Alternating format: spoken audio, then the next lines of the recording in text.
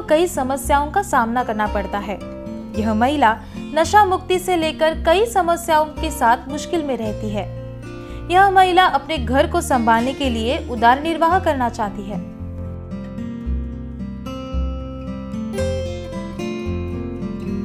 और ऐसे ही महिलाओं को सही रास्ता दिखाने वाली स्नेहा भालेराव मुंबई के तिलक नगर इलाके में रहती है। समाज की महिलाओं को सशक्त बनाने के लिए वो अपना सारा समय देती है। उन्हें इस काम से सरकार द्वारा महाराष्ट्र रणरागिनी का पुरस्कारों से भी सम्मानित किया गया। तो आइए मिलते हैं इस समाज सेवी सावित्री की बेटी से, स्नेहा भालेराव जी से।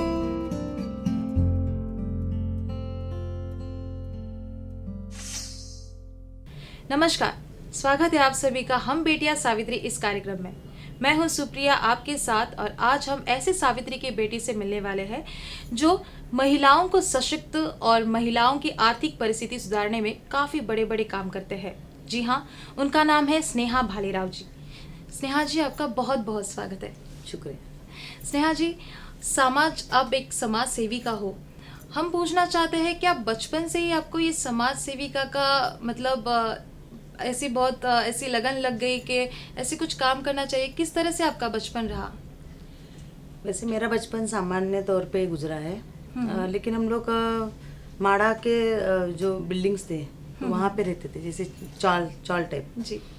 तो उसके आजू बाजू में बगल में कुछ ऐसे स्लम एरिया था।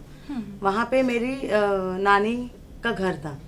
तो वहाँ पे जब भी कुछ ऐसे हमेशा पानी के तौर पे झगड़े होते थे या पीने खाने वाले लोगों के साथ झगड़े होते थे। तो वैसे टाइम में वैसे मेरी माँ पढ़ी लिखी नहीं है, लेकिन मेरी माँ का जो नेचर था कि 10 लोगों में जाके वो कुछ भी चीज़ हो वो सुलझाना या बहुत आसानी से वो मैटर सुलझाती थी।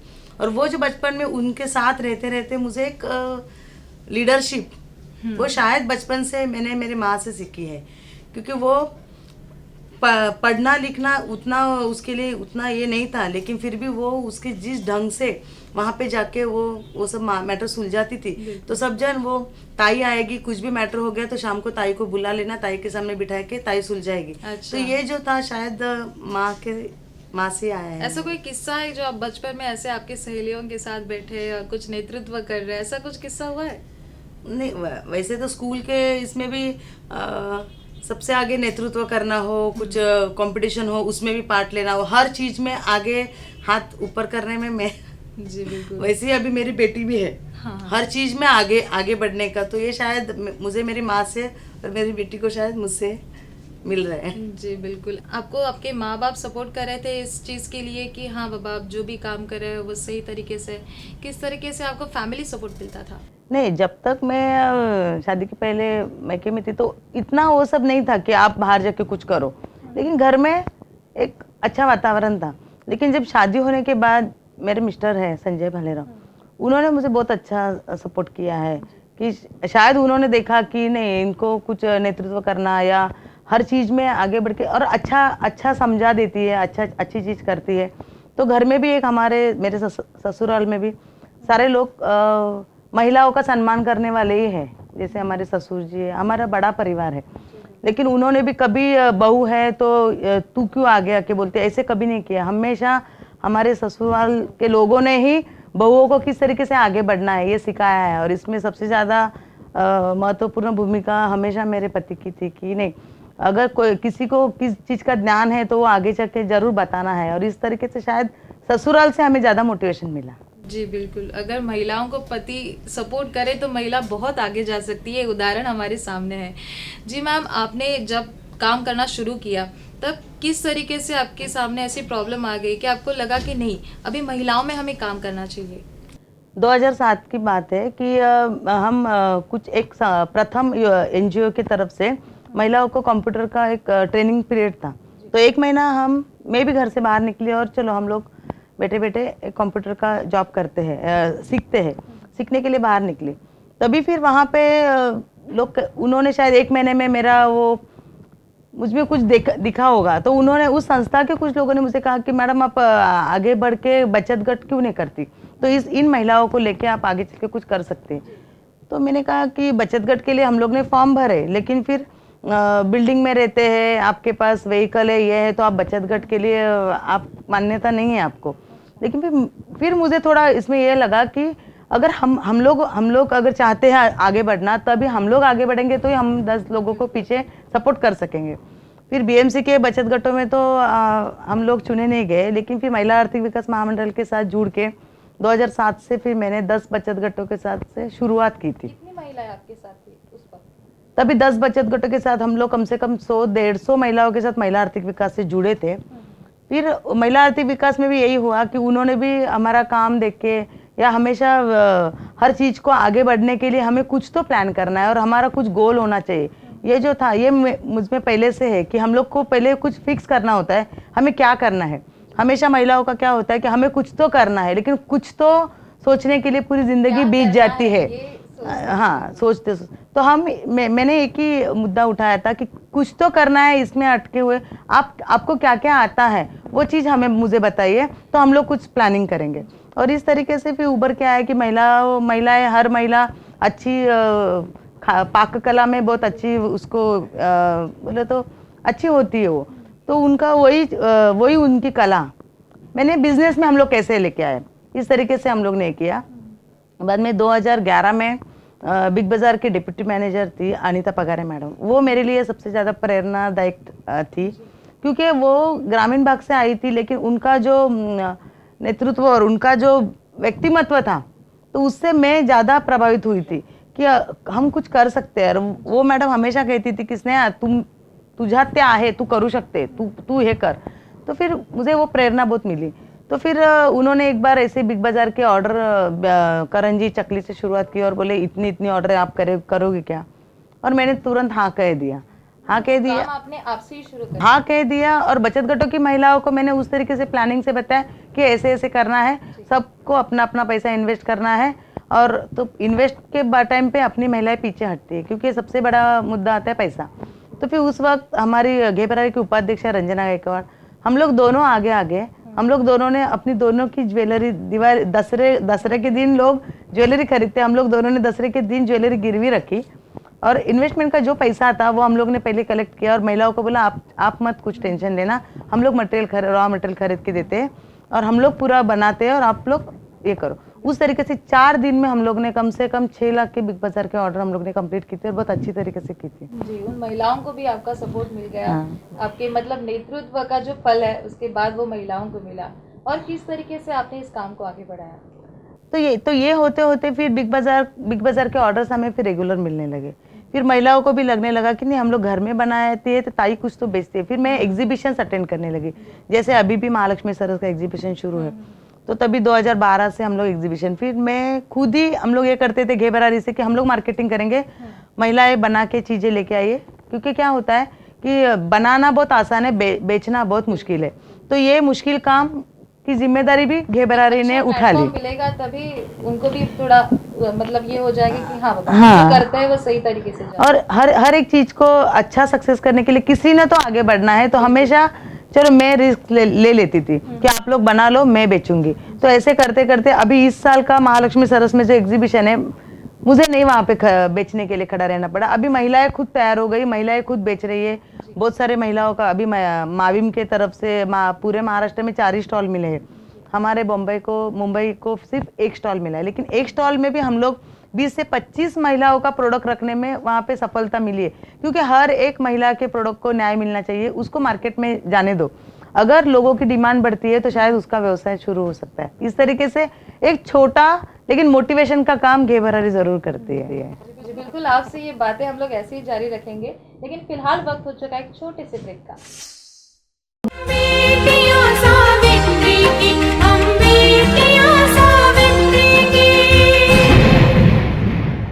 ब्रेक के बाद स्वागत है आप सभी का हम बेटियां सावित्री के इस कार्यक्रम में। हम बात कर रहे आज स्नेहा भालेराव जी से, जो एक समाज सेविका है। आइए इनसे बात करते हैं। स्नेहा जी, आपने अभी तक महिलाओं में किस तरह से काम करना शुरू किया, ये सारी बातें तो आपने बता दी। घेबरारी महिला फेडरेशन ग्रुप जो शुरू किया है, तो उसमें आपने किस तरह से काम शुरू किए, क्या क्या काम किए आपने? महिला आर्थिक विकास महामंडल के जो बचत गट है उनका एक CMRC होता है जो फेडरेशन कहा जाता है। अच्छा। उस फेडरेशन को घे भरारी और उसकी इलेक्शन के दौर पे ज्यादा वोट से मैं फिर अध्यक्ष हो गई। तो इस तरीके का ये फेडरेशन है। तो इसके हम लोग महिला आर्थिक विकास के अंडर ही और उनके मार्गदर्शन के तौर पे ये फेडरेशन चलता है जी। अभी इसमें जब जुड़ने के बाद कम से कम एक फेडरेशन में 200 बचत गटों का होना जरूरी होता है। अब चल के वैसे तो बॉम्बे में 300-350 बचत गट घे भरारी से जुड़े हैं, लेकिन जो एरिया दिया जाता है वहाँ पे 200-250 बचत गटों का काम हम लोग करते हैं। अच्छा।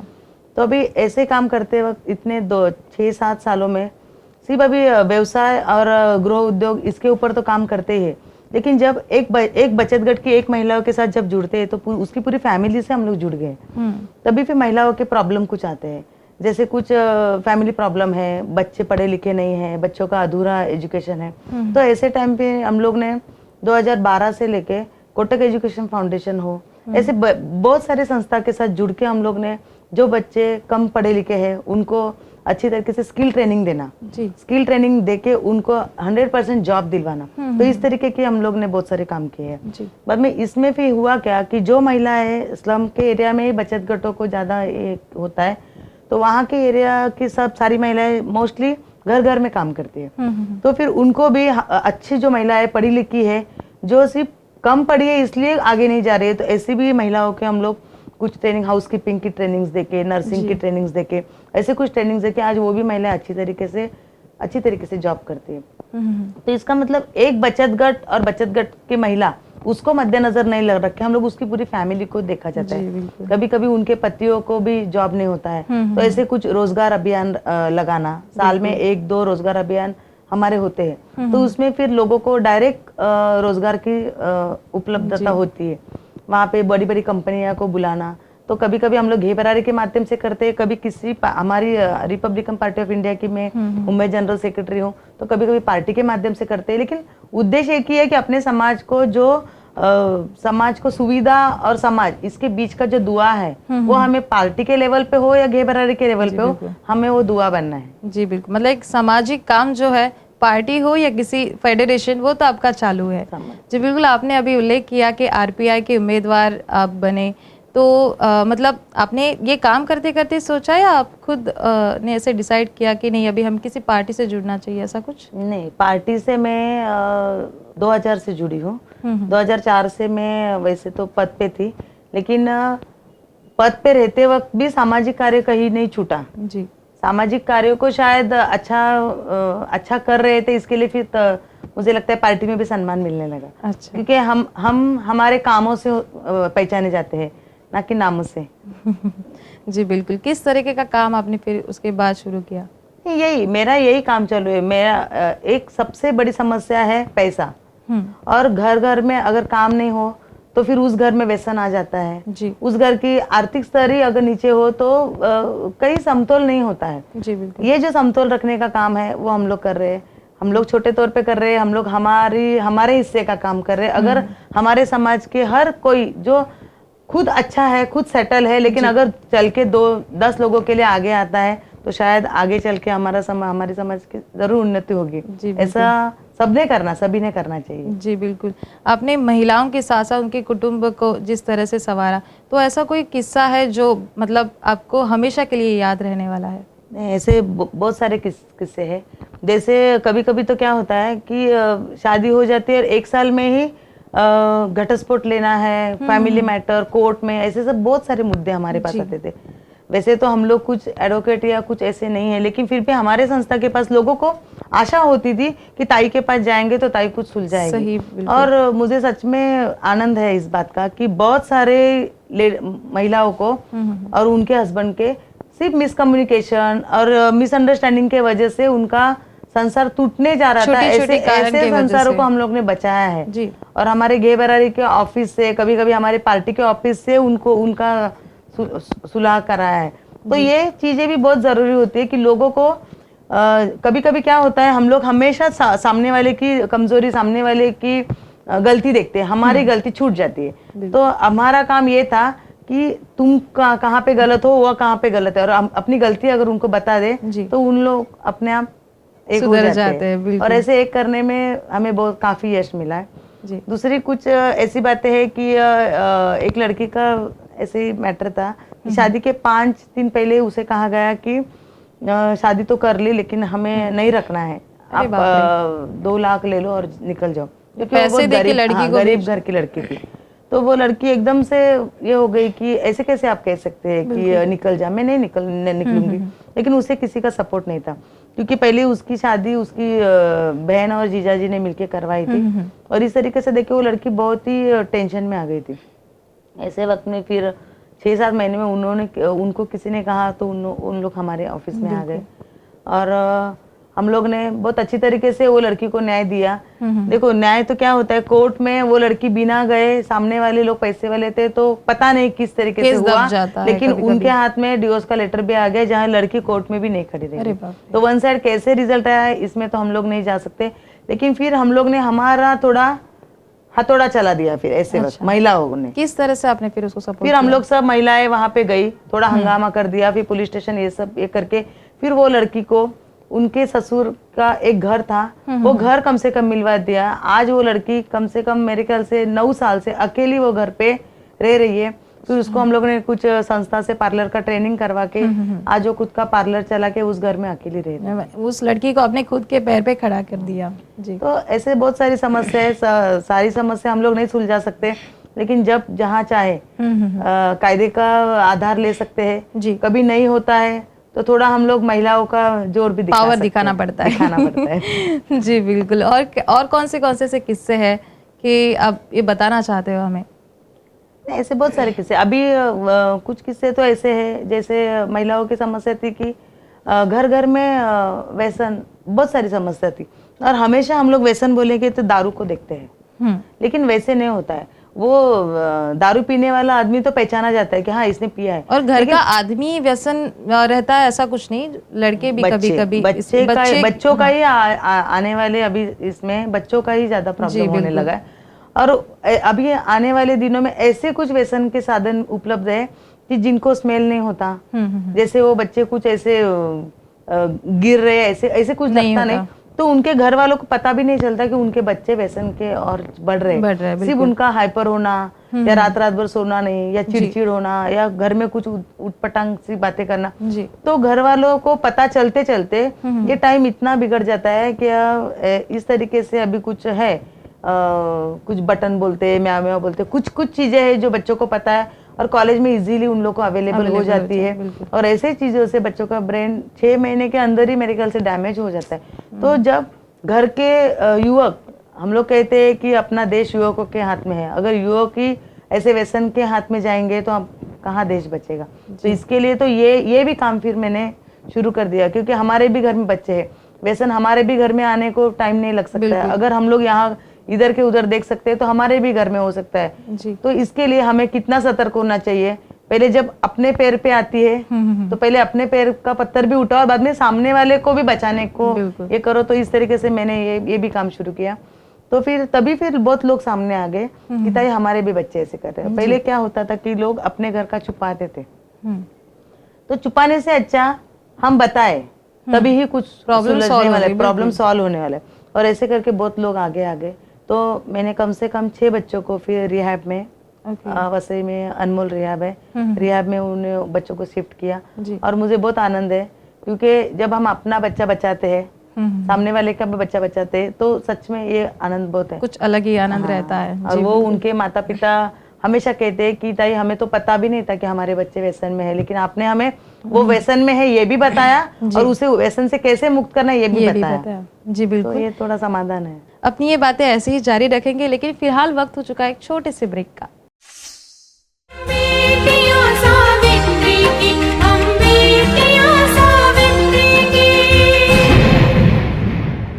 ब्रेक के बाद स्वागत है फिर एक बार हम बेटियां सावित्री की इस कार्यक्रम में। स्नेहा जी, आप रोजगार, मतलब लोगों को आप रोजगार देते हो, लोग उन्नति भी करते हैं, और ऐसे कौन कौन से आप काम करते हो? क्या होता है, रोजगार ये सब हुआ लेकिन महिलाएं खुद के आरोग्य के और इतनी बेफिक्र होती है, बहुत ध्यान नहीं देती। तो ऐसे भी महिला आर्थिक विकास महामंडल के दौर पे घे बरारी के माध्यम से, हमारे पार्टी के माध्यम से हम लोग हमेशा आरोग्य कैंप भी रखते हैं। जी। जैसे कैंसर कैंप हो गए तो हम लोग ने ऐसे ब्रेस्ट कैंसर कैंप, तो लेडीज कहती थी नहीं नहीं हमें चेकअप भी नहीं करना है, हमें नहीं है। और हम लोग कहते थे नहीं है अच्छी बात है लेकिन एक रिजल्ट तो हाथ में आ जाएगा। जी बिल्कुल। और ऐसे वक्त में दो लेडीज जिनको पता भी नहीं था लेकिन उन्हें कैंसर डिटेक्ट हो गया और फर्स्ट स्टेज पे था, तो कम से कम उनको उस दिन से पता चला और उन लोग ने अच्छी तरीके से हॉस्पिटल ने उनको अच्छी तरीके से सपोर्ट किया, टाटा हॉस्पिटल ने, और आज वो लेडीज अच्छी है।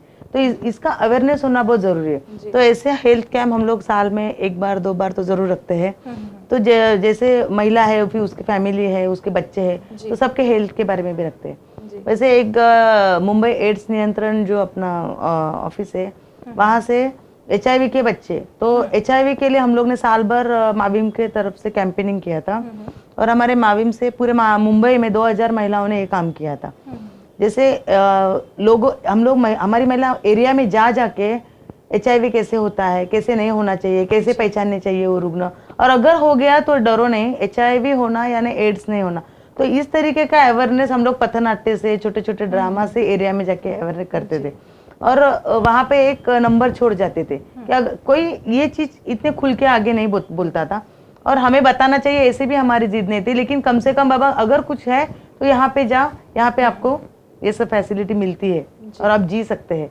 तो इस तरीके का काम भी हम लोग ने अच्छा किया था। जी मैम, आप RPI में ज्वाइन हो गए, आप RPI के आप पिछले साल में दूसरे उम्मीदवार थे, तो वो किस तरह से आपने काम किया उस वक्त और किस तरह से रहा आपका पूरा वो प्रयास?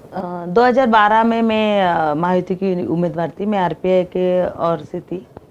तभी चुनाव में मैं दूसरे क्रमांक पे आई थी।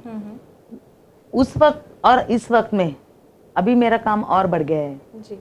काम बढ़ गया है, लेकिन क्या होता है कि चलो कुछ लोगों का नसीब होता है जीत के आते, और हमारे जैसे लोगों को शायद स्ट्रगल करना है, हमें ग्रास रूट का काम करने में ज़्यादा इंटरेस्ट है। तो हम लोग ऊपर ही बढ़ावा चढ़ावा को इतना नहीं मानते, लेकिन इस बार भी मैं इच्छुक उम्मीदवार हूँ। पार्टी ने अगर इस बार भी अच्छी तरीके से संधि दी तो हमें काम करना है, क्योंकि जिस विभाग के लिए मैं टिकट मांग रही हूँ, वैसे तो गे बरारी और माविम के माध्यम से मेरा मुंबई और महाराष्ट्र में काम है, लेकिन जिस वार्ड के लिए मैं टिकट मांग रही हूँ वो मेरा ससुराल है जी। और हम लोग ससुराल से बहुत जुड़े होते हैं और वहाँ पे आजू बाजू के पूरे एरिया में कुछ ना कुछ तो बदलाव हो रहा है, लेकिन PL लोखंडे मार्ग चेंबूर में आप लोग देखेंगे कि 25 साल से कुछ भी बदलाव नहीं घट रहा है। गंदगी वही है, बेरोजगारी वही है, व्यसन स्कूल है, स्कूल के बाजू में दारू के देसी दारू की दुकान है, बियर बार है, यही सब मिलेगा वहाँ पे बदलाव नहीं आ रहा है। चुन के लोग आ रहे हैं, लेकिन जो गवर्नमेंट की सुविधा है उस माध्यम, देखो कोई भी अपने घर से उठा के पैसा दे के कोई बदलाव नहीं करता, लेकिन अगर हम लोग पढ़े लिखे हैं तो हम लोग गवर्नमेंट के बहुत सारे स्कीम्स आते हैं जो हमें अपने वार्ड पे अप्लाई करने पड़ते हैं और अपने वार्ड का अच्छा विकास करना होता है। वो सब चीजें शायद लोखंडे मार्ग में छूट रही है। तो आने वाले इलेक्शन में आपने किस तरीके के आपके विषय है जो इस सब्जेक्ट को आप कंप्लीट करोगे?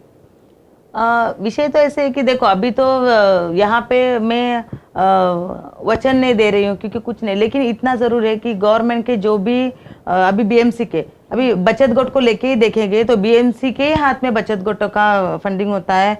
बचत गटों के महिलाओं के लिए मशीन्स आना, गृह रोजगार के लिए जो भी मशीन्स आती है वो आती है, लेकिन उस लोखंडे मार्ग में वो बांटी नहीं जाती, पता नहीं क्यों, कहाँ जाती है वो भी पता नहीं है।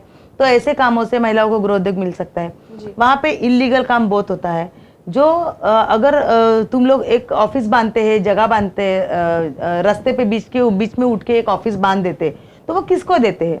भाई को, बहन को, भांजे को, ऐसे दे के काम नहीं होता है। अगर कोई संगठन वहाँ पे काम कर रही है, अच्छा महिला संगठन वहाँ पे काम कर रहा है, तो उनको दे दो, तो उनको कम से कम रोजगार या कुछ काम करने के लिए उसका उपयोग होगा। वैसी चीजें नहीं हो रही है वहाँ पे। दूसरी बात यह है कि लोखंडे मार्ग में शादी का हॉल है जो बाबा साहेब अम्बेडकर के नाम से, समाज के नाम से फंडिंग लेके किया जाता है, लेकिन वो हॉल वहाँ पे वस्ती पूरी गरीबों की है। अगर एक शादी भी करनी हो तो 2 लाख का भाड़ा तो किसी को परवड़ता नहीं है। तो इसका मतलब समाज के नाम पे, समाज के वोटों पे जीत के आते हैं, समाज के नाम पे सामाजिक फंड उठाते हैं, वो फंड का पूरे इस्तेमाल सिर्फ अपने फैमिली के लिए और अपने लिए करते हैं। समाज का उसको कुछ भी अगर हक नहीं है, उनके स्कूल में भी अगर गरीबों को एडमिशन नहीं है, ऐसे सब चीज़ें तो इनके विरोध में मैं ज़रूर जाऊंगी, क्योंकि हम लोग नगर सेवक हो या आमदार हो, ये वहाँ का डॉन नहीं होता, वो सेवक होता है। और लोगों को इतना विश्वास दिलाना चाहिए कि लोगों ने अपने से आके काम करवा के लेना चाहिए, ना कि अपना डर उनके दिलों में बैठना चाहिए। ये जो डर दिलाने की बात है, ये कहीं तो खत्म करनी है। अगर हर नगर सेवक इस तरीके से सोचे तो मुझे नहीं लगता कि किसी जगह पर इतनी सारी प्रॉब्लम रहेगी। होना चाहिए, क्योंकि क्या होता है कि हमेशा नगर सेवक तो नहीं है, हम लोग नहीं जा सकते, वो डराने वाला नगर सेवक क्यों चाहिए? हमें तो डर भगाना है, हमें तो लोगों को आगे बढ़ाने के लिए उनका उत्साह देना है, उनको कुछ मार्गदर्शन करने, सुविधा देनी है। आजू बाजू में सारी यहाँ पे एसआरए हो रही है, पीले लोखंडे मार्ग में शायद ही बदलाव होगा तो ही कुछ चेंजेस हो गए, अदरवाइज वहाँ पे एसआरए नहीं होगा, लोगों को घर नहीं बढ़ाए दिए जाते, लोग गली के छोटे छोटे घरों में बैठ रहे, हवा नहीं आती है, तो वहाँ पे टीबी जैसी बीमारी है, बहुत बढ़ रही है, अस्वच्छता, टॉयलेट बाथरूम अच्छे नहीं है। बहुत सारे प्रोजेक्ट है, बहुत सारे प्रोजेक्ट वहाँ पे हम लोग कर सकते हैं। स्लम एरिया में जो टॉयलेट बाथरूम का मुद्दा होता है, तो उस मुद्दे को किस तरीके से हल करना है, इस बात को कोई भी नजर नहीं रखता है। जैसे बीएमसी में फंडिंग होता है, एक घर घर में शौचालय के लिए 12,000 का फंडिंग होता है। अगर हम लोग इस मुद्दे को अच्छी तरीके से इम्प्लीमेंट करने के लिए अगर आगे आए और काम करें तो बहुत अच्छी तरीके से हो सकता है। जिनके घर में, जिनका 10 बाय 10 का घर है, उनके भी घर में टॉयलेट बाथरूम के कुछ सक्सेसफुल प्रोग्राम हुए हैं। जैसे जो बाथरूम होता है, उनको टॉयलेट भी बनाया जाता है और ढक के रखने के बाद दिन भर उसको बाथरूम जैसे भी यूज कर लिया जाता है, इस तरीके से है। तो ऐसे बहुत सारी समस्या है जिससे हल निकल सकता है। लेकिन होता क्या है, जो जूने पड़े हुए उनको ही इलेक्शन के थोड़े आने के वक्त में थोड़ी साफ सफाई कर दी जाती है, एक दो चीजें वहाँ पे बदल दी जाती है, दिखावा किया जाता है और इसके बाद सब शांत। हाँ, तो अगर इसको अच्छी तरीके से सुलझाए इस मुद्दे को, तो ये बहुत अच्छी तरीके से मुद्दा सुलझ सकता है। और स्लम में भी ये मुद्दा हट सकता है कि अभी गांव में घर घर में टॉयलेट बन रहा है, लेकिन स्लम में ये नहीं है, तो ये मुद्दा जैसे शहर में, हाँ, घर घर में भी शौचालय बन सकते हैं। जी बिल्कुल। एक बार आपके पुरस्कार के बारे में बात करते हैं, क्योंकि आपको ये सारी कामों के लिए काफ़ी सारे पुरस्कार से सम्मानित किया गया है। वो है मैं तो बात कहना चाहती हूँ कि आपको रणरागिनी पुरस्कार भी मिला है, तो आप इसके बारे में क्या कहोगे? 2014 में मुझे रणरागिनी पुरस्कार मिला था। उन्होंने महाराष्ट्र से 10 ऐसी महिलाएं चुनी थी जो कुछ तो अपना खुद का नाम उन्होंने बनाया है और जो सच में जाके समाज के लिए कुछ काम करती है। और ऐसे पुरस्कार के लिए मुझे सम्मानित किया था, तो सच में मैं रणरागिनी ग्रुप का यहाँ से भी बहुत धन्यवाद करती हूँ। क्योंकि क्या होता है, किसी के काम को सराहना ये भी बहुत बड़ी बात होती है। और जब हम प्रोत्साहित हो जाते हैं तो हम और 10 काम करने के लिए आगे बढ़ते हैं। बिल्कुल। और भी आपको तनिष्का आमदार करके पुरस्कार मिला, उसके बारे में? तनिष्का का एक प्लेटफॉर्म अच्छी तरीके से है महिलाओं के लिए।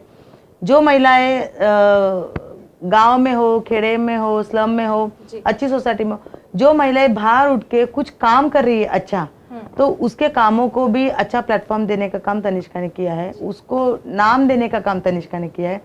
वो तो हमेशा हर एक महिलाओं को आगे बढ़ने के लिए किसी पार्टी, किसी पक्ष की ही जरूरत नहीं है, ये तनिष्का ने बता दिया है।